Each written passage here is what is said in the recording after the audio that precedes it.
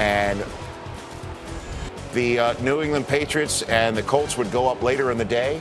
But the first game up, Aaron Rodgers and his banged-up leg against Richard Sherman, who he hardly challenged at all in week number 1. And then in the first series, 3rd and 10, Aaron Rodgers moving the ball down the field, and then he tries Sherman, and then that is an interception. That's a great play, man.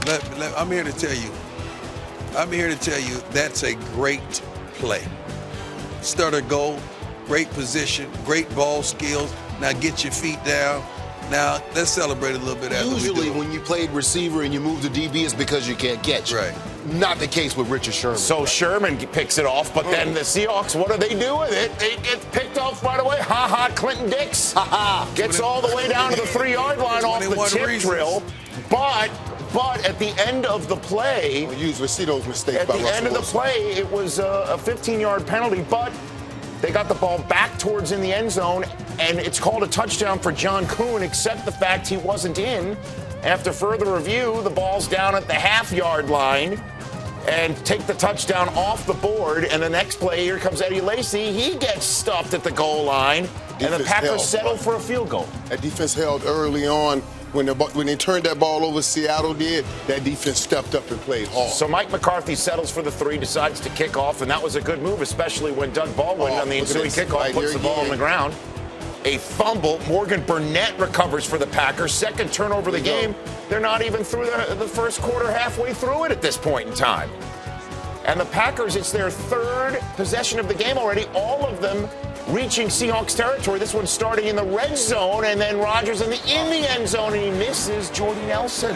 That hurts right there, man. She just had a little bit more air up under that ball, so Jordy could have found it when he turned his head. Green Bay had to settle for another field goal when Aaron Rodgers watched his defense put Wilson on the ground. It's Julius Peppers trying to make his first Super Bowl and win it. And that got the ball back for Green Bay, who moved the ball down the field again in the red zone with a flag on the play, a wide-open Randall Cobb.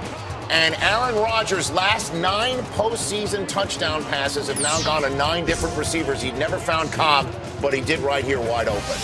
Look at this right here, man. And Aaron Rodgers, man, you could tell he was in much better condition. He looked much better than he did last week. His calf was doing better, and he shot that ball in. 13-0. The defense is talking to one another on the sideline, trying to fire each other up. It's 16-0. Second quarter when Russell Wilson tries to force one downfield, and there's that Clinton Dix fella again. I must say, like that one. Ha-ha, Clinton Dix. What must you say? When I was watching this, I was a little bit upset with Kearse in his effort, at least trying to move that ball or stop the interception or something. And Russell Wilson took a major hit from Clay Matthews, who was flagged 15 yards. They called it a blindside hit, but it was really more helmet to helmet is what it should have been at least. So, but Russell was not knocked out of the game. Not knocked out of the game. And then Aaron Rodgers gives it right back a few plays after the interception. We have 5 turnovers in the game at this point in time as the rain's beginning to come down again. Yeah. I think Aaron Rodgers expected Cobb to break out.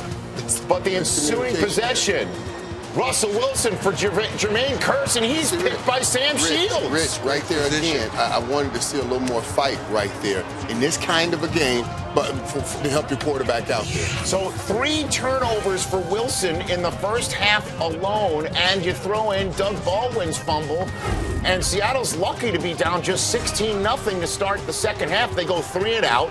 The Packers couldn't score, so Russell Wilson trying to move the ball down the field on 3rd and 19 converts. On the phone with me talking about, are you serious? This was Marshall. We was on the phone going off like, what are you doing? Clay Matthews. How are you doing? Hands to the face, and you forget the seat. But they have to settle for a field goal, which they bust out the fake. Punters are momentum shifters, too. John Ryan to a wide-open Gary Gilliam, who was a tight end when he was at Penn State, never caught a touchdown at Penn State. This is his first career touchdown. Look at the predicament that they put A.J. Hawk in. He's in a tough situation. And you go get the runner. But I'm not going to surrender the 6. I give you the first down. I'm not surrendering the 6. Bad decision by A.J. Hawk. That is a big-time fake kick and throw to put the Seahawks on the board, but momentum started wearing a yellow helmet as James Starks is running through, bursting free for 32 yards. And Richard Sherman gets hurt on the collision with Cam Chancellor, and he comes up holding his elbow. He didn't miss a play, but he clearly was a one-handed defensive back the rest of the day. Hyperextended, I believe. And it's possible that he has nerve damage. He says that he will play later on. He did soldier on in this game, that it's a 19-7 game, and Russell Wilson gets on the tip drill. But why are you falling down? Morgan Burnett slides. The game is not over. With 5 minutes to go. Man, what is wrong with you? Well, Jermaine Kersey went off of his hands, so he was having a rough day at this point, to say the least. But the Packers would just run the ball and forced Seattle to use 2 of its timeouts. They decided not to call a timeout here and save one more timeout, which was an interesting move. So Mike McCarthy kicks the ball back to Seattle. 3 and change to go. Complete to Doug Baldwin, trying to get out of bounds. He cannot, so the time is still ticking. Doug Baldwin made some plays when they needed him to make some plays today. 2nd and 10, 3 minutes to go. Russell Wilson throws it for Marshawn Lynch, who tiptoes the sideline, and it's ruled a touchdown, except for the fact thank God we have replay. Well, his gold sole shoes showed clearly he was stepping out of bounds way further back. But so happy we have replay. Instead, Marshawn Lynch gets it inside the 5, and Russell Wilson takes it in from there, and he scored before the 2-minute warning. Why does the defender always look like it was somebody else's guy? 19-14. Stephen Hauschka, you kick it deep and you go onside. The Seahawks go onside, and it's a good decision because it works. Jordan Nelson waiting on that ball. Brandon Bostic goes to jump for the ball. He won't jump no more. And it goes off of his helmet and into the hands of Chris Matthews. Look at Coach Rule of hands. He was on the front line block. Jordy Nelson is there waiting for the ball. So instead, the Seahawks now have the ball back at midfield, and Russell Wilson, first play, pulls it out from Marshawn and takes it to the 35-yard line with even a tick before the 2-minute warning. Now, unbelievably, the Seahawks might be scoring too quickly from the 32-yard line. First down, Luke Wilson. Silent L is somewhere within his name. Luke Wilson with the first down, moves forward. Next play on the Packers 24. Here comes Marshawn Lynch running downhill. I love watch how he stops everybody and shakes your hand politely. I'm a beast, but I'm going to handle this more like a gentleman. And it's a touchdown, 20-19. If we ask Steve Mariucci, what does the book say you should do? Go for 2. That is and they do, and it looks like the play is blown up. Oh, my God. Russell Wilson buying time. A prayer to Luke Wilson, and it is answered. Did somebody tweet me and tell me what was Clint Dick doing? Well, he was a ball hawk all day, making plays in the ball all day and did not hear. I actually got angry at that point.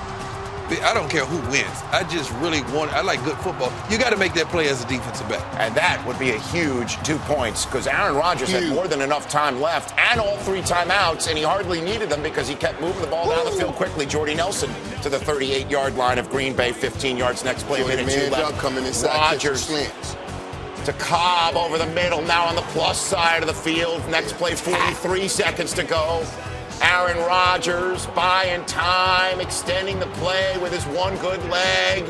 What does he do? All sorts of green grass in front of him. He limps his way out of bounds. First down. Mason Crosby is in field goal range. 3 plays later, 3rd and 10 for the Seahawks, 36-26. Ticks to go. Aaron Rodgers throws it to Jordy Nelson to get his field goal kicker 6 yards closer. That's an awesome throw, man. Richard Sherman, one-handed, he brings him down. You got a one-legged quarterback, a one-armed cornerback, and you got a guy with 2 good legs coming out, and he sweeps one leg through the ball, and it goes through the uprights. And, of course, we have overtime in this insane contest. Discount double check. 22-22. 116-0. Wow, the Packers lose the lead, but we go into overtime, and you remember Seattle beat Denver in overtime in this building earlier this year by getting the ball to start overtime and not allowing Peyton Manning to take the field and take a single snap. And Russell Wilson on 3rd and 6 finds Doug Baldwin, who is trying to be redemptive right here. Obviously, we know he dropped the ball. He put one on the ground earlier in the game for a punt return. We talked about how Jermaine Kearse had a very tough day, but to wrap it up, a walk-off touchdown grab by Kearse. Yes. And the Seattle Seahawks down 16-0 at the half.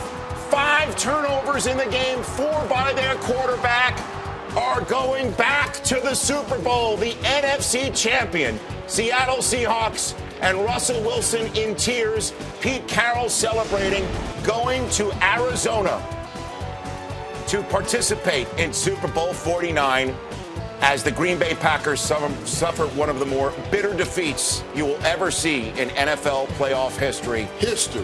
They were up 16-0 and lose without even touching the ball in an overtime that they were forced to force due to a major big-time comeback by the defending Super Bowl champs, who would not go gently into that rainy Seattle afternoon.